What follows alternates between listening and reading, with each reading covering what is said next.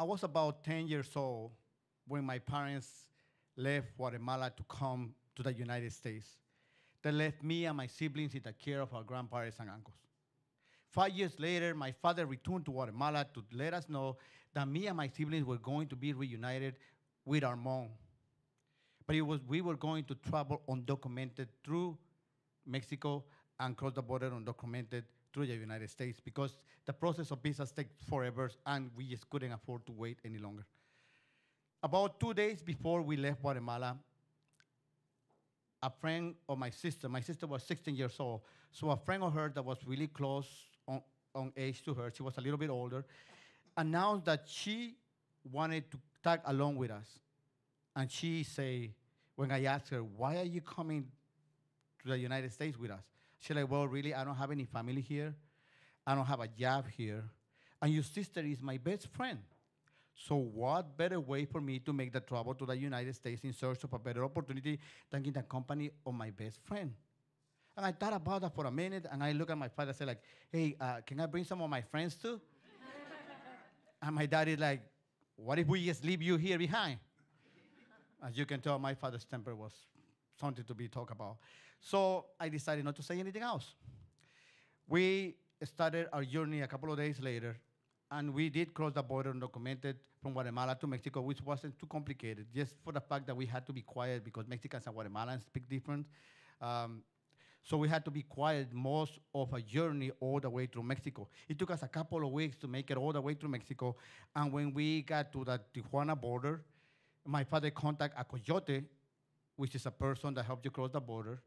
And the coyote agreed that my father was going to give him a lot of money to help us cross the border. And he was going to take us to a safe house in California where my mother was going to send more money to have us transfer all the way to Chicago, which was our final destination. So that's what happened. The coyote helped us cross the border. We made it to the safe house. And at the safe house, they told us to just stay in a little room and be quiet. They constantly told us to be quiet because they didn't want the authorities to hear that there were more people in that house that were supposed to be. And they continually told us to be quiet, but the coyotes were not quiet whenever they called my mom asking for money. They called several times every day. Finally, after a couple of days of being on the safe house, we, my sister and I, that were at the little room with the rest of our family, heard the coyotes talking to our mom. So we wanted to get close to the door to see if we could hear our mother's voices as they were talking to her. And they were telling my mother, if you don't send the money, we're going to send your kids, your husband, and her lover back to where they came from. And me and my sister are like, what? Her lover. That's where we find out that my sister's friend had not tagged along with us because she was my sister's best friend. She got tagged along because she had become my father's best friend. She had kind of like offered herself as a sexual companion to our father in order to secure her trip to the United States. You see, my parents were getting divorced, and my father saw this as the perfect opportunity to get himself a brand new, younger wife. The young lady, of course, did this because she had no other way to leave Guatemala. And my mom got stuck with the fact that she had saved some money, but she hadn't reserved enough money to pay the people at the safe house $100 extra for every day that they kept us, and an extra person, my father's lover, who nobody had planned about it. So she didn't have enough money, but she had to like borrow money from co-workers and people that she knew in order to put all the money together because the coyotes were not going to let us leave unless she paid for the whole group. So my mom finally was able to put all the money together, and she sent the money, and then she sent for us. The coyotes put us on a taxi that took us to the airport in LA, and from there they had a contact that put us on a plane, took us to Chicago. From there, they put us on the train, and we took the train all the way to our mother's apartment. I remember going to my mother's apartment, knocking on her door, and as we knocked on her door, my father and her new lover took off. My mother came out of the room, and me and my brother, we were hugging, we were crying, we were celebrating. A couple of days later, we were still getting used to my mother's apartment. She lived in a little tiny studio, good enough for one person.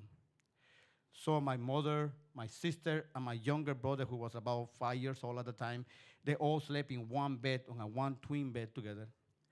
My middle brother slept on a little closet space on the floor, and I slept on the sofa. Suddenly, one day, we heard a knock on the door, and we weren't expecting anybody. We really didn't know anybody. So I wondered who's there. My mother went to open the door, and when she opened the door, I could see that my sister's friend, my father's companion, was there. So I approached the door thinking, well, what are they doing here? What's my father and her doing here? And I looked, and my father wasn't there. She was all by herself. So my first impression is like, I don't know what she wants, and I don't care what she wants. If it was me, I would just close the door on her face. And I was expecting my mother to do that, but my mother didn't do that. My mother just stood there looking at the young lady. The young lady looked at my mom, and she started to cry. Listen, I'm sorry for what I did, she said as she got down on her knees. I'm not in love with him. I don't really know him. He has a really bad temper, and he scares me most of the time. I don't know anybody. I don't know what to do.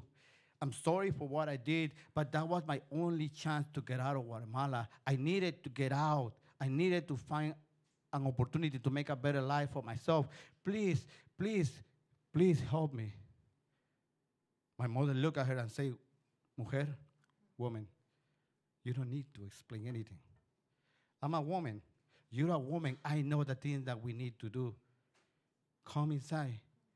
And I was surprised, but I was like, that's not going to happen. This lady did all these things. So I told my mom, Mom, we can barely fit here. And Mom like, we'll find a way. And I said, she's not taking the sofa. And my mother turned around and gave me a look that basically said, shut up. So I didn't say anything anymore. The young lady lived with us for a couple of weeks until she found a job and she found her own apartment. At that time, I really didn't know why my mother had done what she did.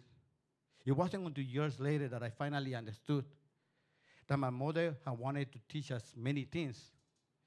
My mother had realized that this young lady had done basically what we did. We came to this country not on the best way possible because we came here undocumented. She came here not on the best way possible as well, but she came at the only way that she could manage, that she could only find her way to get here. But most importantly, my mother wanted to show us, to teach us that sometimes the people that hurt you, the people that do you wrong, need your help. And sometimes those are the people that you need to help the most. Thank you.